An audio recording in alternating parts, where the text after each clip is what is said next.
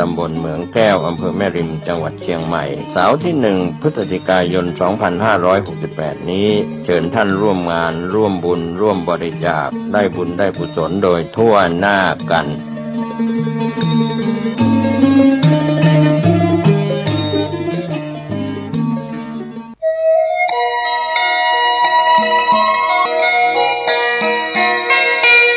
ข่าวสารเพื่อการประชาสัมพันธ์กำหนดการฟังเทศรายการรถด่วนขบวนพิเศษฤดูกาลเข้าพรรษาประจำปี 7 กันยายนขึ้น 15 ค่ำเดือน 12 เหนือรถด่วนเคลื่อนมายังพุทธสถานเชียงใหม่ตำบลช้างคานวันกตัญญูฟังพระธรรมเทศนา 19 นาฬิกา 15 กันยายนแรม 8 ค่ำเดือน 12 เหนือรถด่วนเคลื่อนไปยังลานอนุสาวรีย์3 กษัตริย์เวลา 19 นาฬิกาฟังพระธรรมเทศนา1 กันจันทร์ที่ 22 กันยายนแรม 15 ค่ำเดือน 12 เหนือรถด่วนเคลื่อนไปยังวัดศรีมารามตำบลสันกลางอำเภอสันกำแพงจังหวัดเชียงใหม่ 19 นาฬิกาฟังพระธรรมเทศนา1 กันอังคารที่ 30 กันยายนขึ้น 8 ค่ำเดือนเกียงรถด่วนเคลื่อนไปยังวัดเวรุวันตำบลยางเนิ้งอำเภอสารพีจังหวัดเชียงใหม่ 19 นาฬิกาฟังพระธรรมเทศนา1 กันอังคารที่ 7 ตุลาคมขึ้น 15 ค่ำเดือนเกียงรถด่วนเคลื่อนมายังพุทธสถานเชียงใหม่ตำบลช้างคานวันมอบโล่ 19 นาฬิกาทำพิธีก็เป็นการปิดการอบรมก็ขอเชิญชวนศรัทธานักศีลนักบุญในฤดูกาลเข้าพรรษาฟังเทศรายการรถด่วนขบวนพิเศษในฤดูกาลเข้าพรรษาประจำปี 2568 ดำเนินรายการโดยคณะสงฆ์จังหวัดเชียงใหม่องค์กรเครือข่ายจังหวัดเชียงใหม่โดยมีคณะกรรมการบริหารกลุ่มหนุ่มสาวจังหวัดเชียงใหม่ดำเนินงานก็เป็นส่วนที่ประชาสัมพันธ์ผ่านรายการทางสถานีวิทยุกระจายเสียงแห่งนี้ท่านได้บุญได้กุศลร่วมกันกับรายการรถด่วนประจำปี 2568 ได้บุญได้ความดีได้สติปัญญาโดยทั่วหน้ากัน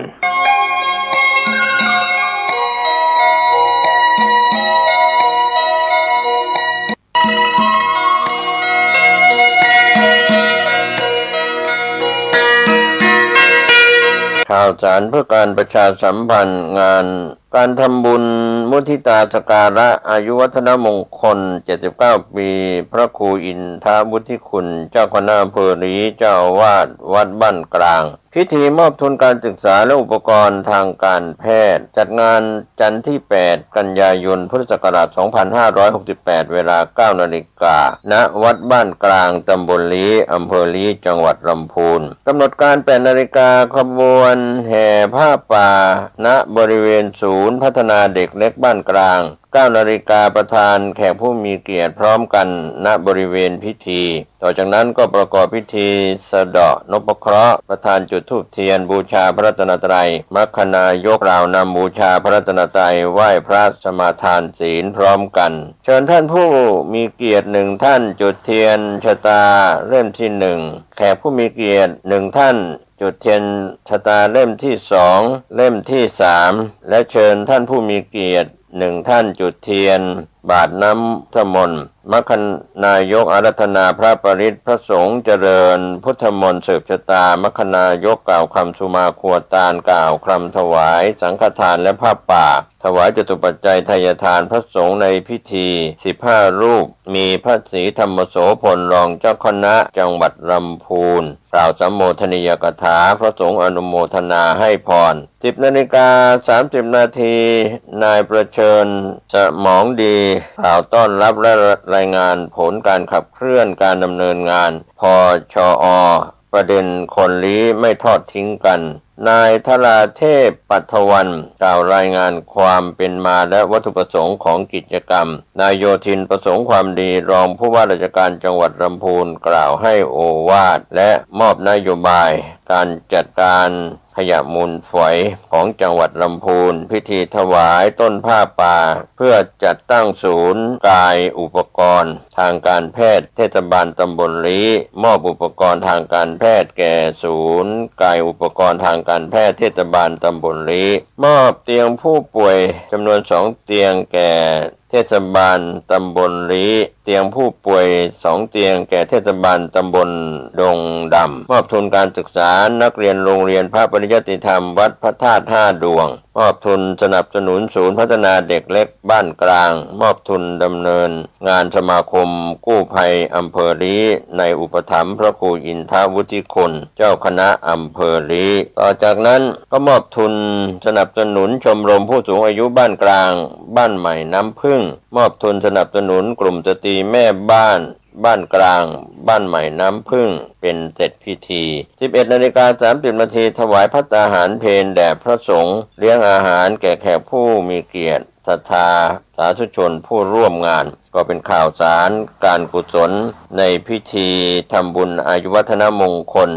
79ปีพระครูอินทวุฒิคุณเจ้าคณะอำเภอลี้เจ้าวาดวัดบ้านกลางและพิธีมอบทุนการศึกษาและอุปกรณ์ทางการแพทย์จัดงานจันทร์ที่8กันยายนพุทธศักราช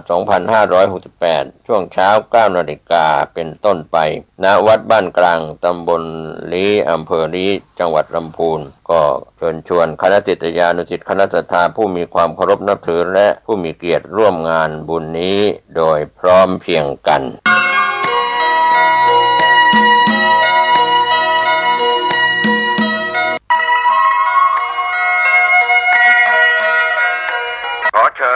น้องชาวพุทธร่วมเป็นเจ้าภาพสร้างห้องสุขาห้องอาบน้ำเพื่ออำนวยความสะดวกแก่คณะศรัทธาสาธุชนที่จะเข้าปฏิบัติธรรมกรรมฐานณวัดบ้านเราพระเจ้าตาเขียวพื้นที่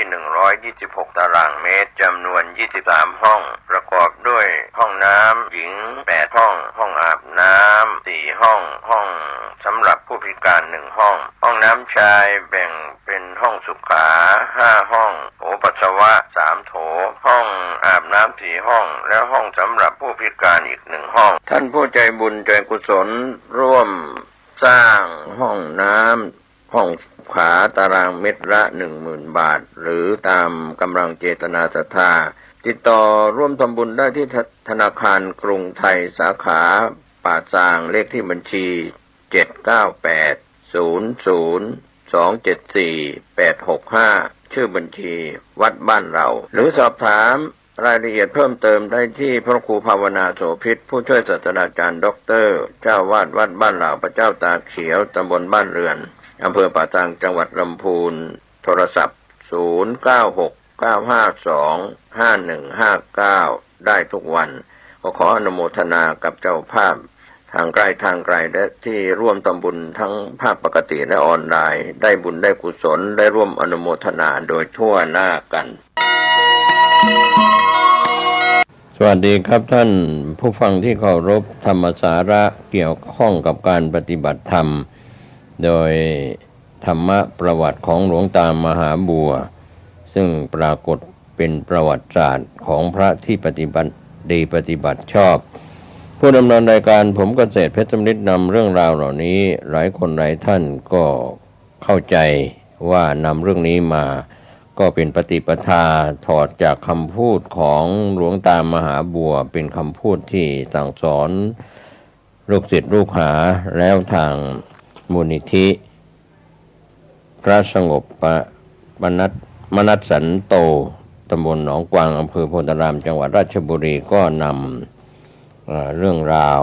ของหลวงตามหาบัวนำมาถอดจากเสียงเป็นตัวหนังสือก็มีเรื่องราวที่นำเสนอมาหลายตอนก็ฝากถึงท่านผู้ฟังที่เข้าใจก็ถือว่าเป็นส่วนดีปัญญาบารมีหลายท่านฟังแล้วไม่เข้าใจก็ถือว่าฟังเพื่อเป็นนิสัยนิสโยอุปนิสโยในเรื่องของการปฏิบัติธรรมของปฏิปทาของพระป่าในยุคหลายสิบปีที่ผ่านมาโดยมีเรื่องของหลวงตามหาบัวที่เล่าถึงพ่อแม่ครูอาจารย์มั่นและพระเถระที่เป็นพระป่าที่ปฏิบัติดีปฏิบัติชอบดังนั้นวันนี้ท่านเข้าใจก็ถือว่าโชคดีไปท่านไม่เข้าใจก็ถือว่าเหมือนค้างคาว500ตัวฟังพระสวดอภิธรรม7คัมภีร์ตกมาตายภายในถ้ำท่านอาจจะ มีจิตใจที่ฟังแล้วเข้าใจฟังแล้วซ้ำๆซากๆก็คงเป็นส่วนหนึ่งเราก็คงไม่ได้นำเรื่องราวที่นอกเหนือจากการถอดเอกสารที่เป็นเสียงคำพูดของหลวงตามหาบัวจากครูบาอาจารย์ที่ถอดพิมพ์เป็นรูปเล่มแล้วนำมาเสนอก็คงว่าไปตามตัวหนังสือถ่ายทอดออกมาเป็นเสียงในคราวครั้งที่ผ่านมาได้เล่าถึงหลวงปู่หลุยเด่นทางมักน้อยในปีพุทธศักราช 2488 หลวงตามหาบัวได้จำพรรษาร่วมกับหลวงปู่หลุยจันทสาโรที่วัดป่าบ้านหนองผือ1 พรรษาท่านเทศถึงหลวงปู่หลุยมีใจความว่าในบรรดาลูกศิษย์พ่อแม่ครูอาจารย์มั่นเหล่านี้ท่านอาจารย์หลุยเป็นที่หนึ่งความมักน้อยนะเป็นพระที่ปรารถนาน้อยที่สุดแต่กับเรานี่ก็คุ้นเคยกันมากอันนี้ก็แบบเดียวกันขบขันจะตายไปเราเดินจงกรมอยู่ในป่าลึกๆหนองผือท่านไปหาเราไปหาที่กุฏิไม่เจอถามพระว่าท่านมาหาไปไหนท่านเดินจงกรมอยู่ในป่าทางเข้าไปนี่ในป่าท่านก็ไปเลย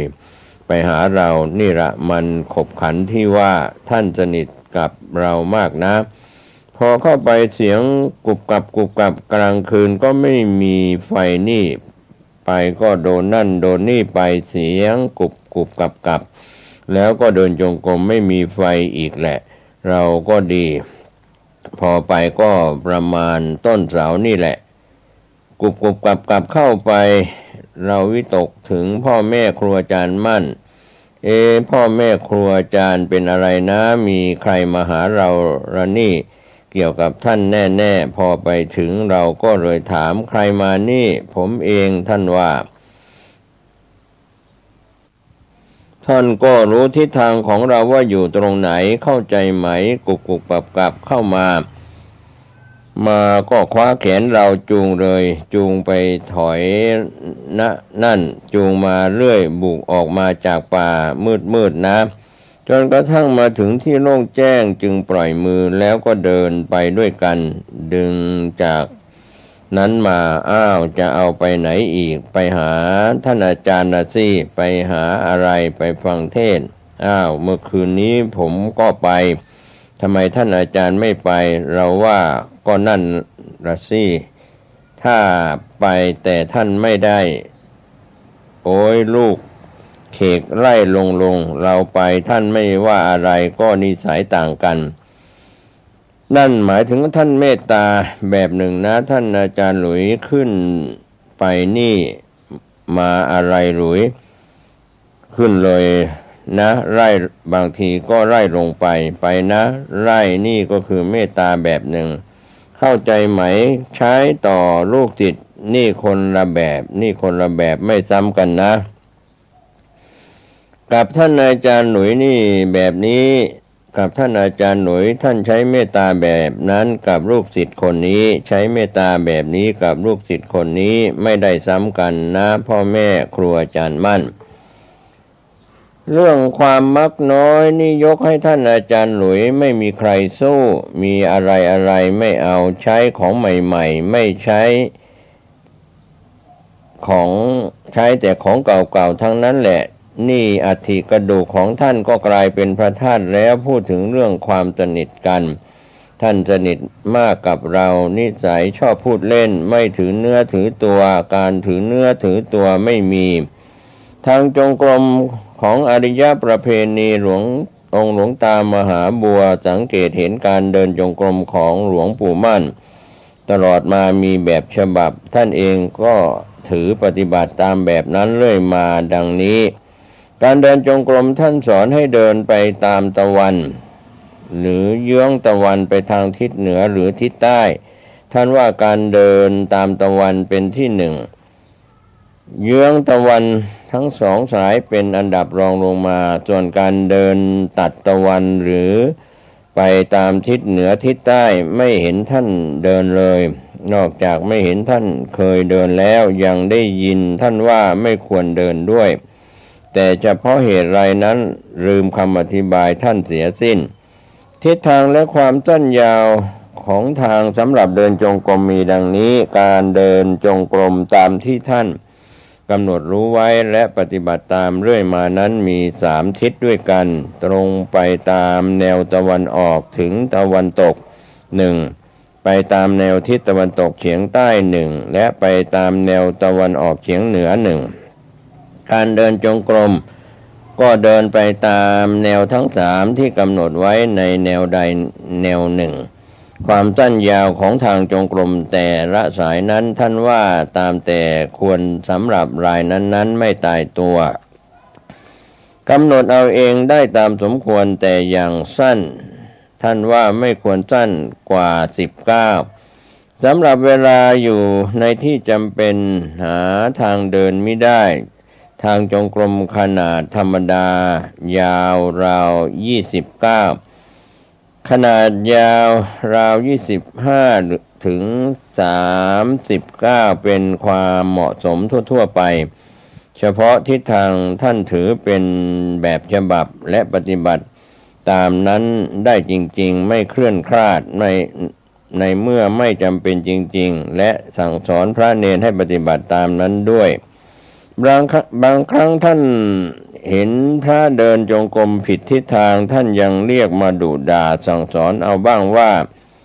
ที่สั่งสอนหมู่คณะจะเป็นทางธรรมก็ดีทางวินัยก็ดีท่านได้สอนตามแบบฉบับเรื่อยมาไม่เคลื่อนคลาดแม้การเดินจงกรมซึ่งทางธรรมก็มีแบบฉบับไปตามธรรมเช่นกัน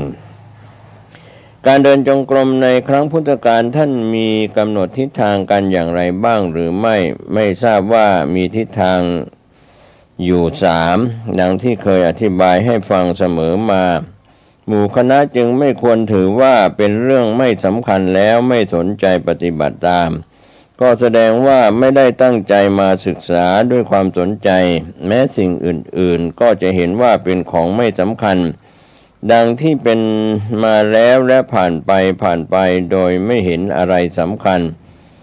ความเป็นทั้งนี้จึงส่อให้เห็นความไม่สำคัญของผู้มาอบรมศึกษาอย่างเต็มตาเต็มใจเวลาออกจากที่นี่ไปก็ต้องนำลัทธินิสัยความไม่มีอะไรสำคัญนี้ไปใช้กลายเป็นเรื่องไม่สำคัญในตัวของผู้ปฏิบัติไปเสียสิ้นสำหรับวิธีการเดินจงกรมตามแบบอริยประเพณีนี้หลวงปู่มั่นสอนไว้เช่นกันว่าการเดินจงกรมกลับไปกลับมาไม่ช้านักไม่เร็วนักพองามตางามมารยาทตามเยี่ยงอย่างประเพณีของพระผู้ทำความเพียรถ้าเดินในครั้งพุทธกาลเรียกว่าเดินจงกรมภาวนาเปลี่ยนจากวิธีนั่งสมาธิภาวนามาเป็นเดินจงกรมภาวนาเปลี่ยนจากเดิมมาเรียกว่ามีการเปลี่ยนจากเดินไปยืนเรียกว่ายืนภาวนาเปลี่ยนจากยืนมาเป็นท่านอนเรียกว่าท่าสีหสายญาติภาวนาและฝังใจว่าจะภาวนาด้วยอิริยาบถนอนหรือสีหสายญาติการทำความเพียรในท่าใดก็ตามแต่ความหมายมั่นปั้นมือก็เพื่อชำระกิเลสตัวเดียวกันด้วยเครื่องมือชนิดเดียวกันมิได้เปลี่ยนเครื่องมือธรรมที่เคยใช้ประจำหน้าที่และนิสัยเดิมก่อนเดินจงกรมพึงกำหนดหนทางที่ตนจะพึงเดินสั้นหรือยาวเพียงไรก่อนว่าเราจะเดินจากที่นี่ไปถึงที่นั่นถึงที่โน้นหรือตกแต่งทางจงกรมไว้ก่อนเดินอย่างเรียบร้อยสั้นหรือยาวตามความต้องการมั่นคงธุดงควัตรภาวนาไม่ให้ใครเห็นเวลามาอยู่บ้านหนองผือเราก็สมาทานธุดงควัตรอย่างนั้นอีกอยู่ที่ไหนก็ตามเรื่องธุดงควัตรนี้เราจะต้องเอาหัวชนอย่างไม่ถอยเลย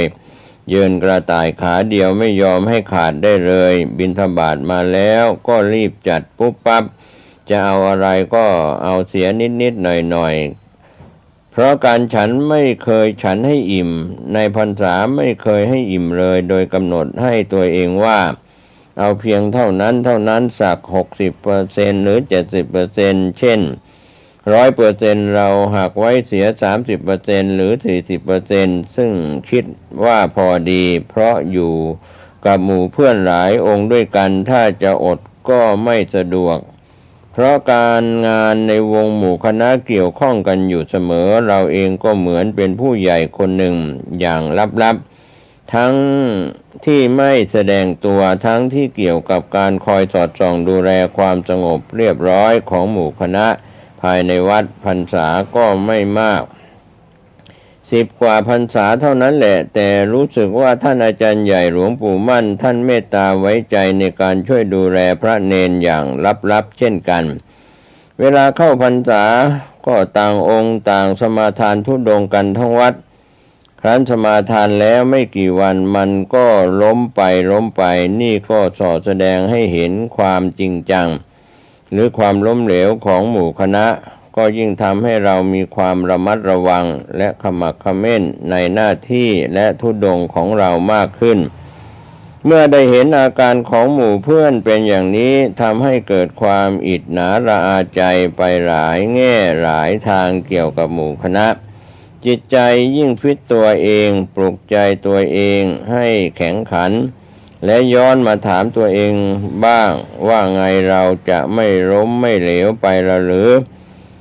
เมื่อเหตุการณ์รอบข้างเป็นไปอย่างนี้ก็ได้รับคำตอบอย่างมั่นใจว่าจะเอาอะไรมาให้ล้มให้เหลวไหลก็ตัวใครตัวเรานี่ประกอบกับนิสัยเราเป็นอย่างนี้มาตั้งแต่เดิมอยู่แล้วทำอะไรต้องจริงทั้งนั้นถ้าลงได้ทำแล้วต้องจริงทำเล่นไม่เป็นเรานี่จะล้มไม่ได้นอกจากตายเสียเท่านั้นก็สุดวิสัยฉะนั้นความเปลี่ยนแปลงของหมู่เพื่อนจึงเป็นราวกับแสดงธรรมเทศนากันหนึ่งให้เราฟังอย่างถึงใจจำไม่ลืมจนบัดนี้ธุดงค์ทั้ง13นี้ผู้จะเห็นคุณค่ามีน้อยทั้งที่ธุดงค์ทั้ง13ข้อเป็นเครื่องชำระกิเลสของพระเราทั้งนั้นนั่นเองนี่แหละขึ้นชื่อว่ากิเลสกับธรรมย่อมปีนเกลียวและลบล้างกันเสมอแต่ไหนแต่ไรมาผู้จะพลีชีพพลีดวงใจเพื่อบูชาพระพุทธพระธรรมพระสงฆ์ก็ปฏิบัติตามธรรมที่ทรงสอนไว้ส่วนผู้จะพลีชาติพลีดวงใจเพื่อบูชากิเลสวัฏความวนเวียนของกิเลสก็ปฏิบัติตามความเห็นของกิเลส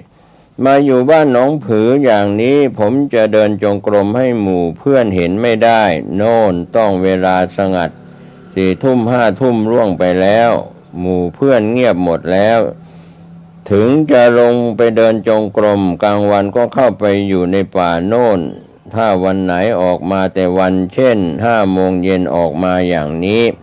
ก็เข้านั่งสมาธิเสียในกุฏิจนกระทั่งหมู่เพื่อนเงียบไปหมดแล้วจึงจะลงทางจงกรมเป็นนิสัยอย่างนั้นมาดั้งเดิมไม่ให้ใครเห็นการประกอบความเพียรของเราว่ามากน้อยขนาดไหนแต่ธรรมดาใครก็รู้ทางจงกรมจนเป็นหลุมเป็นเหวไปใครจะไม่รู้เดินจงกรมกี่ชั่วโมงมันถึงจะเป็นขนาดนั้นอยู่ในป่าก็ดีอยู่ในวัดก็ดีมองดูก็รู้แต่หากนิสัยเป็นอย่างนั้นทางภาษาอีสานเขาเรียกว่าคนนิสัยหลักความคือการลักรอบทำสมาธิภาวนาอยู่คนเดียวเราไม่สนิทใจที่จะทำความเพียรให้ใครต่อใครเห็นอย่างโจ่งแจ้งฉัน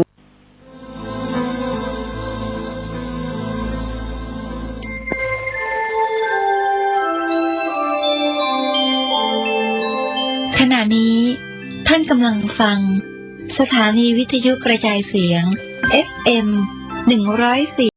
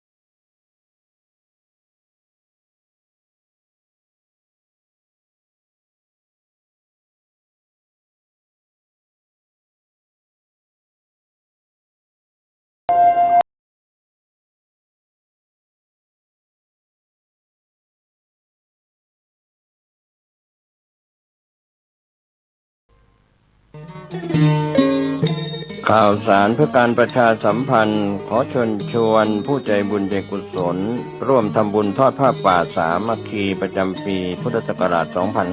2568 เพื่อบูรณะวิหารปูพื้นกระเบื้องไวนิลตารางเมตรละ 699 บาทจำนวน 150 ตารางเมตรทำโครงเหล็กป้องกันนกรอบวิหารราดพื้นเททรายล้างหน้าวิหารราวบันไดเหล็กสแตนเลสทาสีรอบวิหารเปลี่ยนระบบไฟฟ้าปรับปรุงทัศนียภาพวิหารบูรณะปฏิสังขรณ์ถาวรวัตถุภายในวัดทอดถวายณวัดดอนตันตำบลเหมืองแก้วอำเภอแม่ริมจังหวัดเชียงใหม่ตรงกับวันเสาร์ที่ 1 พฤศจิกายนพุทธศักราช 2568 ช่วงเช้า 9:39 นาทีเป็นต้นไปก็ขอเชิญชวนศรัทธานักศีลนักบุญทั้งหลายร่วมงานบุญทอดผ้าป่าสามัคคีครั้งนี้เพื่อบูรณะวิหารปูพื้นกระเบื้องไวนิลรวมไปถึงทำโครงเหล็กป้องกันนกรอบวิหารราดพื้นเททรายร้างหน้าวิหารราวบันไดเหล็กสแตนเลสทาสีรอบวิหารเปลี่ยนระบบไฟฟ้าปรับปรุงทัศนียภาพวิหารบูรณะปฏิสังขรณ์ถาวรวัตถุภายในวัดดอนตันตำบลเหมืองแก้วอำเภอแม่ริมจังหวัดเชียงใหม่เสาร์ที่ 1 พฤศจิกายน 2568 นี้เชิญท่านร่วมงานร่วมบุญร่วมบริจาคได้บุญได้กุศลโดยทั่วหน้ากัน